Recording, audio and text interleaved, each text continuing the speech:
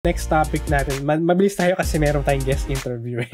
Kailangan dito tayo mag-focus eh. Doon tayo mag-focus eh. Kwentuhan session tayo later eh. Pero guys, do you Tibate? Do you know Tibate? Tibate? Ano?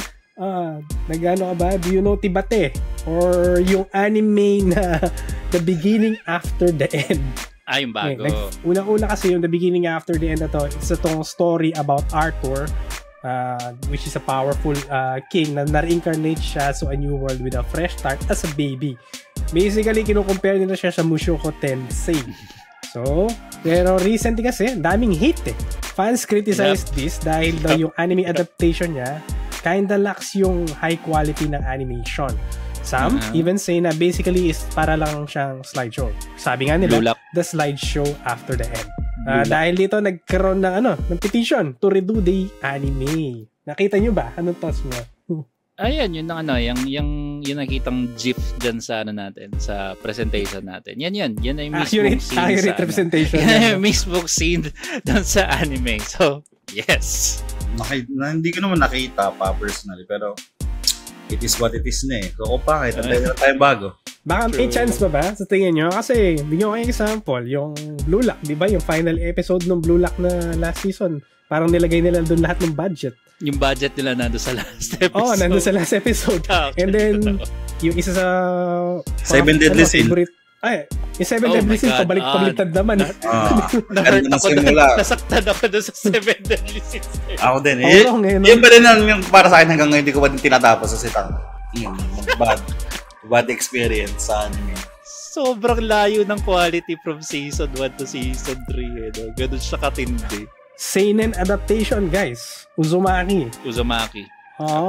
Yung Berserk. And then yung Kingdom season 1, sablay din yun. Pero gumanda siya in the end. Pero tingnan natin, baka mag-improve pa. Pero yung karamihan sa mga tao is parang ayoko na. Let's go, move on. Nila. First impression eh. Medyo mahirap first impression. So dahil nga dun sa quality na ginawa nilang yun, yung author responded, basically addressing the anime situation. So doon sa message niya, una-una, nagpasalamat siya. Sabi niya, salamat dun sa mga nanonood at saka sa mga passionate fans ng Tibate or Tibate. He started, even though na things have become loud, he is touched by all the kind messages. He explained that creating an anime is very different from writing a novel with a webcomic where he had full control. So parang lumalabas dito, wala siyang full control or wala siyang say in regards na animation. Parang ganoon eh, parang tahimik na pinapatamaan niya or something. Kasi guys, wala na ako control, labas na ako dito. Pero thank you, parang ganoon yung dating dito. So sinabi niya, in the anime industry, the original creator does not always get to make the final decisions. So para papunta nga doon. So talagang talagang nilaglag niya yung in a way, parang nilaglag niya, pero yung buong context na sinabi niya, mabait pa din yung pagkakasabi niya. Kasi yung part 2 nung comments niya, sabi ni Turtle Me, inask niya yung fans na do not lose hope and reminded them na even though Tibate or Tibate comic started with struggles na before improve over time. So basically sinasabi niya yung webcomic ganun din hindi naman daw siya ganun kaganda nung una. Pero yun again, does it still have hope? We'll see. Mahirap no? Hirap yung ang ganito Hindi kasi may logic yung sinabi niya yung nag-start yung webtoon na rough tapos nag-improve na lang So hindi ba pwedeng yung mga natutunan niya dun sa from rough? Wala daw siya say. Sure. Depende kasi yan budgeting na kasi ang budget wise din Ang alam ko pa nga, 3 studio daw yung nag-present sa kanila ng sino yung titira ng anime na yun. So yung pinili niya studio, ito na yung pinakamaganda. Parang ganon. Oh my God! Dalawa lang yan It's either ito yung pinakamaganda or ito yung pinakamura. Yeah. Ang sinabi niyang explanation bakit yun daw yung studio na pinili nila kasi daw alam nila yung yung comics. Parang ganon. Parang binasa nila or something. Medyo valid naman. Pero yun nga lang, kung hindi niya nabigyan ng justification yung story or yung anime niya, din yung sense? We'll see. Sayang. First season pa lang, di ba? Tama? Per season pa lang. Oo. Baka mamaya yung lahat ng budget nasa last episode din.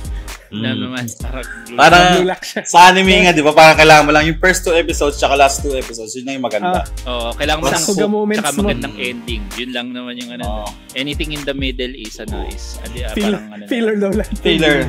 Sabi sa comments, sulit sa acronym. Hindi ko pa napapanood. Ilang season na nakalipas o bago pa lang. First season pa lang, Agile. So, baka may pag-asa pa daw, sabi niya. We'll see, hopefully. Hopefully, hindi copium yung hindi yung pag-asa. Hindi copium. Mahirap. Yan po lahat ang mga topics natin for today. Kung meron kayo mga topic suggestions, feel free to leave in the comments para ma-add natin, if ever, sa mga future podcast.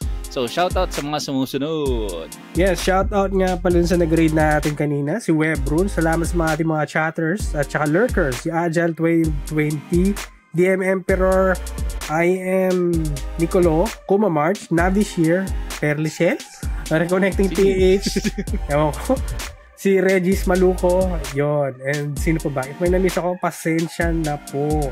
Okay.